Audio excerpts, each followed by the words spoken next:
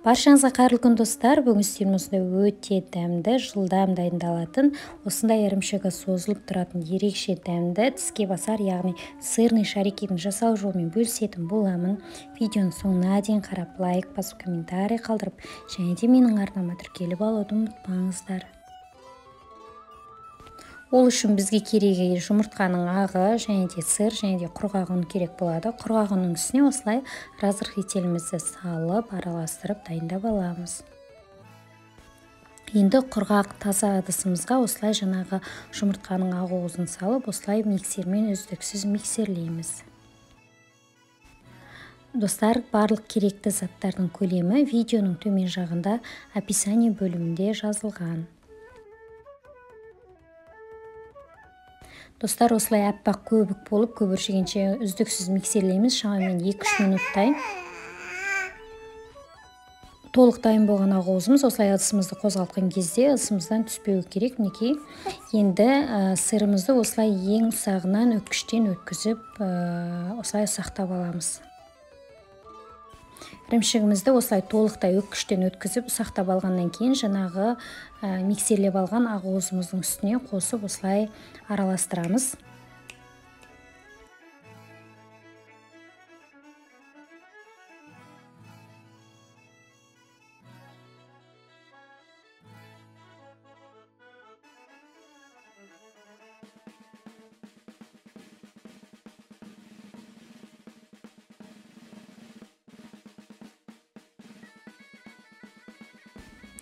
Осылай толық араластырып алғаннан кейін үстінен бір шымшым тұз салып, тағы да кішкене араластырамыз.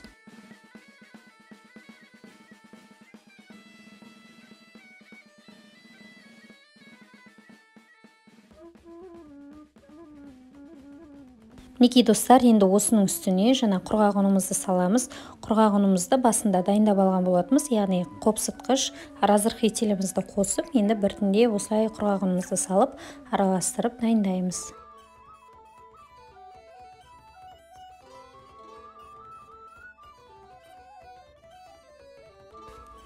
Достар, құрғақ ұнымызды салып, араластырып дайындап алдық. Енді бұдан жаңағы сырный шарикетарымыздың формасын дайындаймыз. Яғни осылай кішкентайдан қолымызға алып, екі қолымызбен ысқылау арқылы құрт жасаған сияқты осылай дайындаймыз. Әр қайсының көлемі менде шамамен жаңғақтың көлеміндей болды.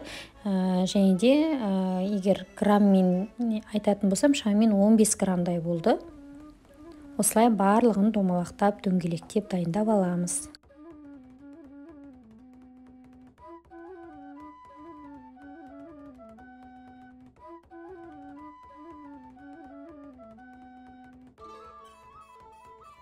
Осылай домалақтап, әдемілеп, барлығының формасын жасап алғаннан кейін, мен осындай панировочный сухариге араластырдым. Бұл дегеніміз піскен кезде сырты сарғайып, әдемі болып пісуі үшін.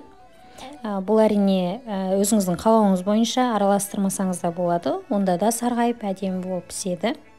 Енді бұларды пісіру үшін майымызды қыздырамыз. Бастапқыда май қатты қызып тұрған болуы керек.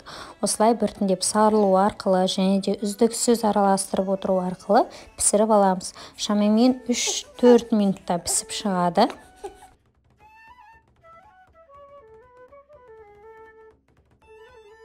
Осылай сарғайып піседі. Осылай сүзгінің көмегімен майымыздан сүзіп аламыз.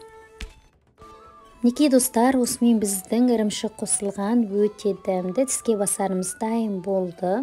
Арасындағы ірімшігінің өзі осылай балқып, созылып, өте дәмді болып піскен. Негізінен бұл сырный шарикиді ыстық күйінде жесеңіздер тіптен дәмді болады. Егер суып қалған болса, жаңа қызып тұрған майыңызға бір алсаңыз, бастапқыдай өте дәмді болады. Осы рецепт арқылы жасап көріңіздер. Және де видеоны соңына дейін қараған болсаңыз, рецепт сізге ұнаған болса, лайк басып, комментарий қалдырып, арнама тіркеліп алуды ұмытпаңыздар.